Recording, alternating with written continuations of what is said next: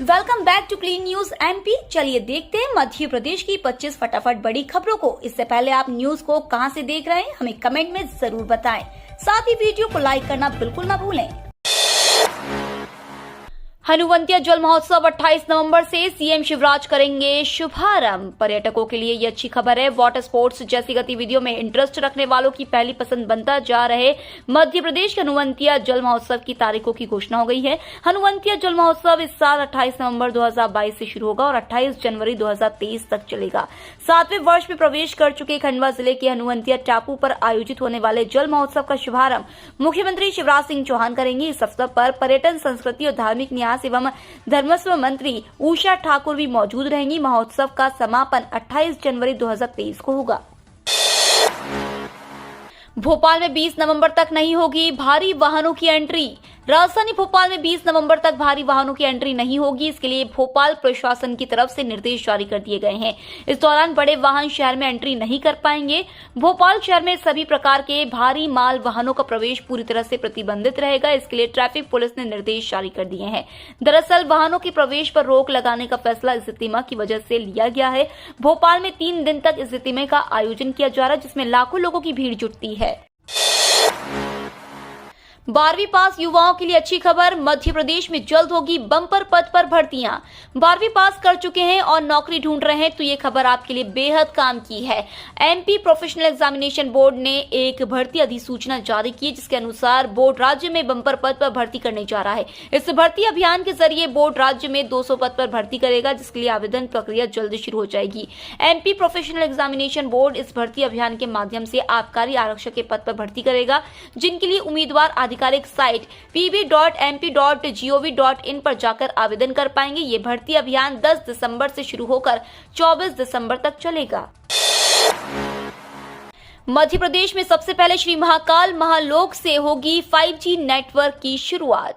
मध्य प्रदेश में 5G network सबसे पहले श्री महाकाल महालोक से प्रारंभ होगा। इसकी तैयारियों की समीक्षा कलेक्टर आशीष सिंह ने की। उन्होंने श्री महाकाल महालोक योजना के दूसरे चरण में प्रचलित कार्यों का निरीक्षण भी किया।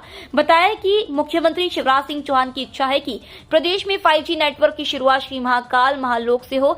इसी तरातमे में भोपाल से आई निजी टेलीकॉम कंपनी के अधिकारियों के साथ ऑप्टिकल फाइबर प्लान के जरिए 5G नेटवर्क स्थापित करने को बैठक की गई। जबलपुर ने 2 महीने में पूरे किए 5300 से ज्यादा पीएम आवास।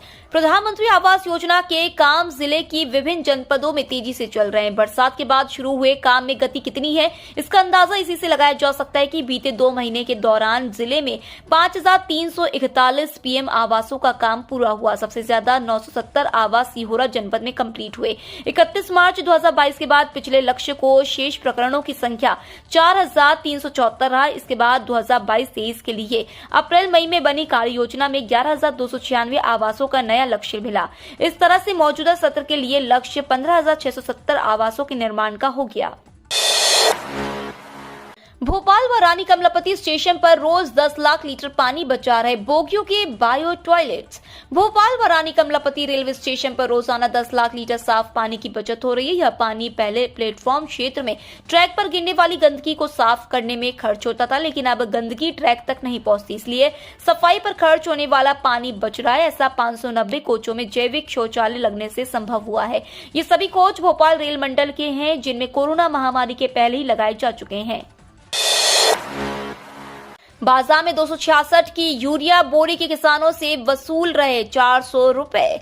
रबी सीजन में विकासखंड मोखेड़ में खड़े हुए खास संकट गहराता जा रहा है। सोसाइटियों से जहां किसानों को पर्याप्त यूरिया नहीं मिल रहा है, वहीं बाजार में इसकी कालाबाजारी हो रही है। 266 रुपए 50 पैसे कीमत की एक बोरी के किसानों को बाजार से खरीदने पर 300 से 400 रुपए तक देने पड़ रहे हैं। इससे किसान परेशान है, तो वहीं ज्यादा पैसे देने से नुकसान अलग उठाना पड़ रहा है। फिल्म मेकर्स की पहली पसंद बन रहा इंदौर। खूबसूरत लोकेशन की चलती बॉलीवुड तलाश रहा भविष्य। पर्यटकों के बाद बॉलीवुड भी अपना भविष्य इंदौर की गलियों में तलाश रहा है। इंदौर मध्य प्रदेश का सबसे बड़ा फिल्म वितरक केंद्र और सिने गतिविधियों का हब माना जाता है। प्राकृतिक और नैसर्गिक सुंदरता को समेटे मालवा अंचल फिल्म निर्माताओं की पहली पसंद रहा है। इंदौर और महेश्वर में इस साल कई फिल्मों और वेब सीरीज की शूटिंग की गई है। आने वाले समय में बॉलीवुड कलाकारों के साथ साथ स्थानीय कलाकार भी प्रमुख लोकेशन को शूट करते हुए नजर आएंगे। गेहूं की मांग बढ़ी, 15 दिन में 600 रुपए क्विंटल का आया उछाल। नवंबर माह शुरू होते ही जिले में गेहूं की बोवनी शुरू हो गई है, जिससे इसकी मांग बढ़ गई है और मंडी के साथ खुले बाजार में गेहूं के अधिकतम भाव 3,841 रुपए प्रति क्विंटल तक पहुंच गए, जबकि न्यूनतम भाव 2,450 रुपए से 2,550 रुपए क्विंटल तक है।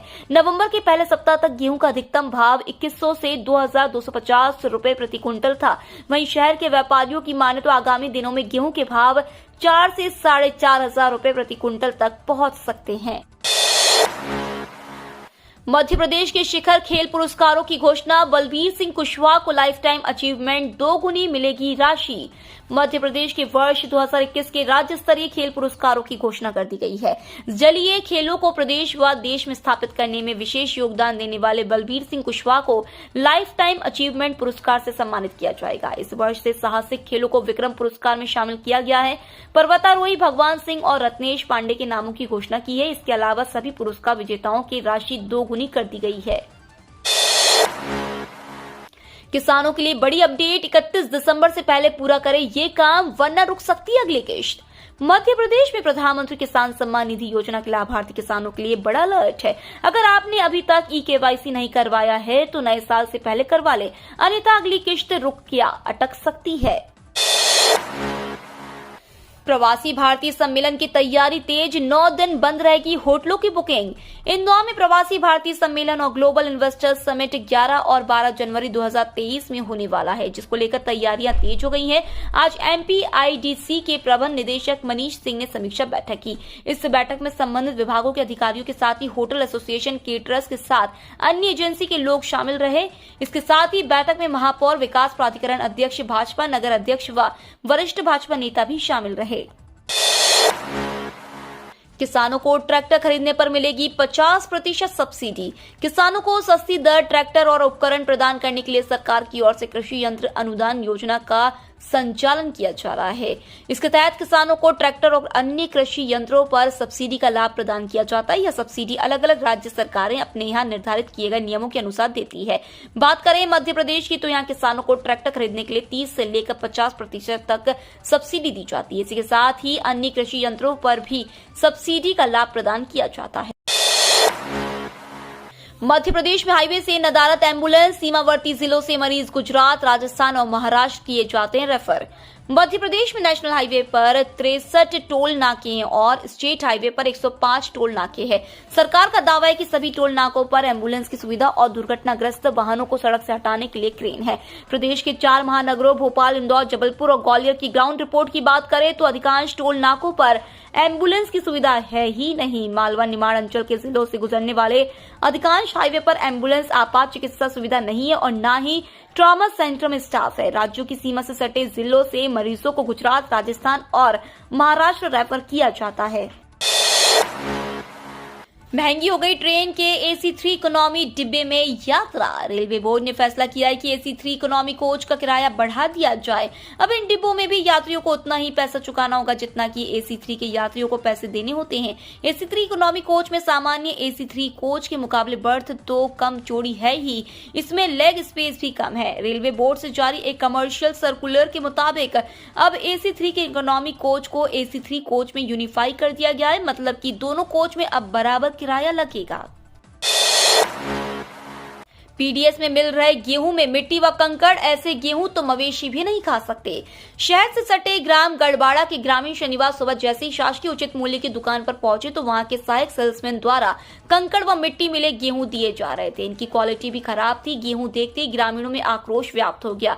उन्होंने गेहूं लेने से इनकार कर दिया। इनका कहना था कि दुकान पर आए गेहूं में मिट्टी व कंकड़ मिले हुए हैं, इनकी क्वालिटी भी खराब है। ऐसे गेहूं तो मवेशी भी नहीं खा सकते। ऐसे गेहूं का वितरण गरीबों के लिए किया जा रहा है। इन बैंक कर्मचारियों की आई मौज। सरकार ने अधिकतम कार्यकाल पर लिया बड़ा फैसला। सरकार ने सार्वजनिक क्षेत्र के बैंकों के प्रबंध निदेशक और मुख्य कार्यकारी अधिकारी के अधिकतम कार्यकाल को 5 साल से बढ़ाकर 10 साल कर दिया है, जबकि सेवानिवृत्ति की आयु 60 वर्ष रखी गई है। इस कदम से सरकार को उन खास और टैलेंट रखने वाले लोगों को नौकरी पर बनाए रखने में मदद मिलेगी। सरकार इनसे बैंक उम्मीद करेगी कि जैसे बैंक प्रगति कर रहे हैं वैसे ही करते रहें और इनका अनुभव साथ रहे। लाखों करोड़ों पैन कार्ड यूजर्स के लिए बुरी खबर। पैन और आधार कार्ड को लिंक करने की समय सीमा कई बार आगे बढ़ चुकी है और इस बार आयकर विभाग इसे बढ़ाने के पक्ष में नहीं है। इसलिए विभाग द्वारा लगातार पैन कार्ड धारकों को इसे आधार से जोड़ने के लिए कहा जा रहा है। केंद्रीय प्रत्यक्ष कर बोर्ड द्वारा 30 जून के बाद आधार को पैन से जोड़ने पर 1000 रुपए का विलंब दंड निर्धारित किया गया था। विलंब शुल्क का भुगतान किए बिना किसी को भी अपने पैन को अपने आधार से जोड़ने की अनुमति नहीं दी जाएगी। पैन और आधार को 31 मार्च 2023 तक लिंक किया जा सकता है। लोग दुनिया में आने के उद्देश्य समझेंगे तभी सफल होंगे, मौलाना चिराग उद्दीन ने कहा। राजधानी के खेड़ी घासीपुरा में 4 दिवसीय इज्तिमा शुरू हो गया है।